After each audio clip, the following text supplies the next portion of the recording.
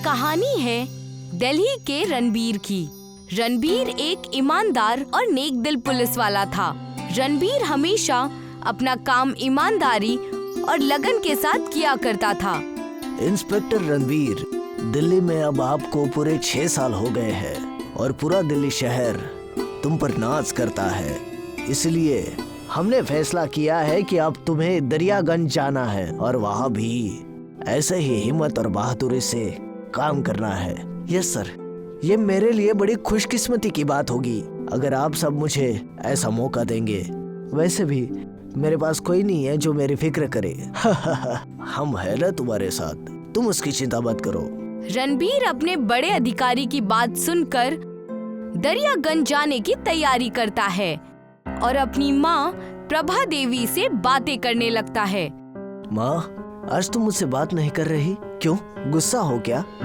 मैं तुमसे इसलिए बात नहीं कर रही हूँ क्योंकि तुम झूठे हो। इतनी गहरी बात तुमने मुझसे छुपा कर रखी है और तुम कह रहे हो कि मैं बात नहीं कर रही। अच्छा माँ, तो तुम्हें पता चल ही गया, पर तुम्हें मैं दरियागंज की बात बताने ही वाला था। लेकिन मैं चाहती हूँ कि तुम वहाँ पर न जाओ। तुम्हारे दरियागंज जाने से कई सारी तकलीफें हो सकती हैं। नहीं माँ, मुझे वहाँ जाना ही होगा। बचपन से मैं दरियागंज की कहानी सुनते आया हूँ। पापा भी आखिरी बार वही गए थे, तब से आज तक उनका कुछ पता नहीं चला। मत जाओ बेटा, मत जाओ। रणबीर के बचपन में ही प्रभा देवी की एक हादसे में मौत हो गई थी, लेकिन प्रभा देवी की रूह रणबीर से तस्वीर के जरिए बात किया करती थी। तुम किसान फिर से मेरे घर आ गए। मैंने कहा ना, मैं लगान की रकम में एक ढेला भी कम नहीं करने वाला। मालिक, हम पिछले साल के कर्ज अब तक नहीं चुका पाए हैं। अब 4 गुना लगान कहाँ से देंगे? किसान खेती करना ही बंद कर देगा। देखिए, इसमें मैं आपकी कोई मदद नहीं कर सकता। मेरे हाथ में कुछ भी नहीं है। सारे किसान समझ जाते हैं कि जगत से बात करने से कोई हल नहीं मिलेगा और वो सारे मिलकर धर्मवीर के पास जाते हैं, जो दरियागंज के सबसे इज्जतदार और बहुत बड़े नेता हुआ करते थे।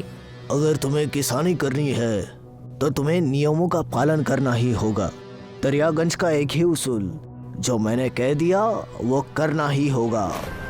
इससे हमारी लागत नहीं बचेगी मालिक। धर्मवीर ने अपने 2 मुश्तंडे नौकरों को वहाँ पर बुलाया और कहने लगा, बाहर निकाल दो इन निकम्मों को, मैं इन्हें देखना ही नहीं चाहता यहाँ पर। 2 मुश्तंडे आकर सारे किसानों को बाहर निकालने लगे। बाहर निकलो, पता नहीं कहाँ से भीख मांगने आ जाते हैं। सारे किसान हताश और मायूस होकर वहाँ से चले गए।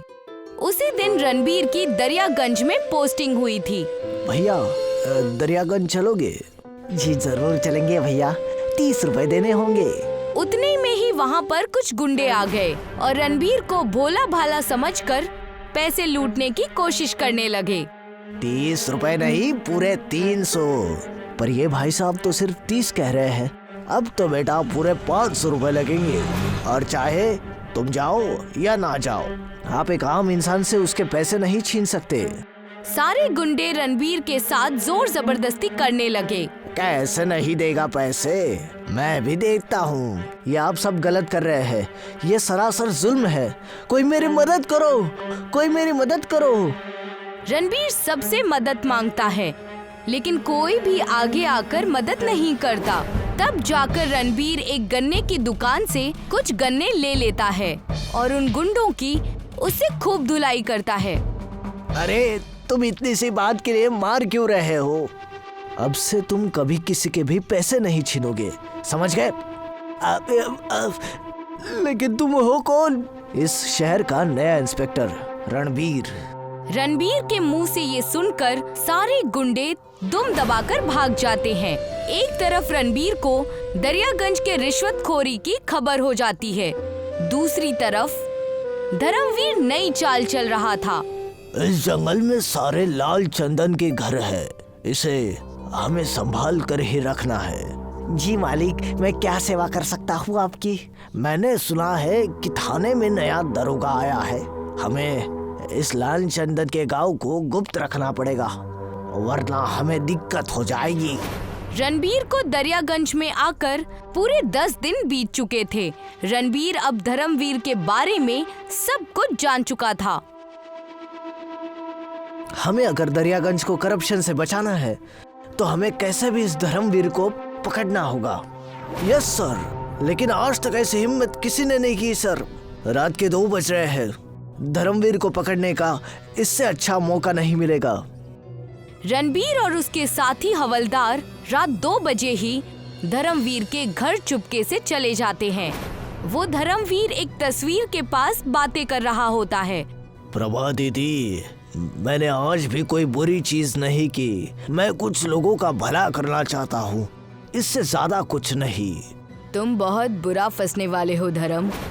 रणवीर धर्म को तस्वीर से बातें करता देख सहम जाता है और जैसे ही धर्मवीर के पास जाकर तस्वीर देखता है तो उसमें प्रभा देवी यानी कि अपनी माँ का चेहरा नजर आता है उसे। ये नहीं हो सकता, ये नहीं हो सकता।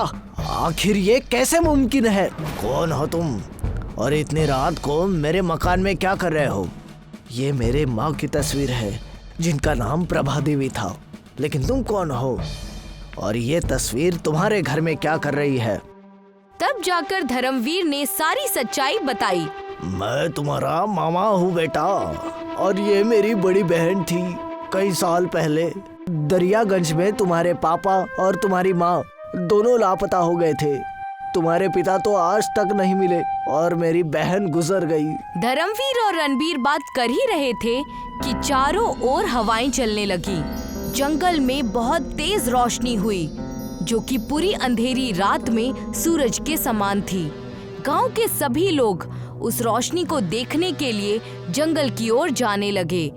रोशनी लाल चंदन के गांव से आ रही थी। ये तो हमारे लाल चंदन के घरों से रोशनी आ रही है। क्या माजरा है? चंदन की तस्करी? लेकिन ये सब क्या है? रोशनी का पीछा करना होगा। धर्मवीर और रणबीर उस घने जंगल में चले गए और उनका पीछा जगत भी करने लगा।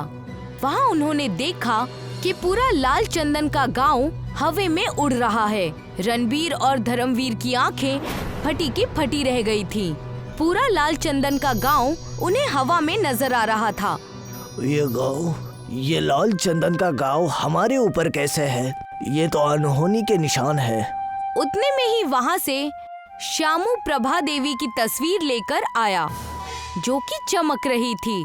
मालिक, मालिक, ये तस्वीर चमक रही है। लगता है माँ कुछ कहना चाहती है। लाओ तस्वीर मुझे दो। इस लाल चंदन पर सिर्फ और सिर्फ दरियागंज के किसानों और तुम्हारा हक है। आज से कुछ साल पहले सब कुछ तुम्हारे मामा ने हमसे छीन लिया था और अब मैं ये खुलासा सबके सामने करती हूँ। प्रभा देवी ने जैसे ही तस्वीर से इतना कहा, वहाँ पर रखी लाल चंदन हथकड़ी के रूप में बदल गई और धर्मवीर को उस हथकड़ी में कैद कर लिया। देखा मामा, मुझे आज भी याद है जब बचपन में आप मेरे खानदान को तंग किया करते थे। मुझे छोड़ दो, मुझे जाने दो। मैं ये देश छोड़कर चला जाऊंगा। जैसे ही धर्मवीर मामा को हथकड़ी लग गई, लाल चंदन का गांव बादलों से नीचे आ गया और जंगल के बीचों बीच एक शानदार लाल चंदन का गांव नजर आने लगा जिसका पहरा रणबीर के पापा धर्मेंद्र कर रहे थे। रणबीर अपने पापा को पाकर बेहद खुश हो गया। पिताजी, आप इतने सालों से इस लाल चंदन के गांव में कैद थे। तुम्हारे मामा ने मुझे बंदी बना कर रखा था ताकि मैं दरियागंज की जमीन ना हड़प लूं। आज तुम्हारी वजह से मैं आजाद हूँ। तुम्हें यहाँ आने से तुम्हारी माँ इसीलिए रोक रही थी। वो नहीं चाहती थी कि तुम कोई दुश्मनी मोल लो। सारे गांव वासी लाल चंदन के घर में रहने लगे और किसानी करके अपनी जिंदगी बहुत ही खुशहाल तरीके से गुजारने लगे। धर्मेंद्र अब दरियागंज में ही रहने लगा। सरकार ने रणबीर को अब इंस्पेक्टर से शहर का एसीपी बना दिया।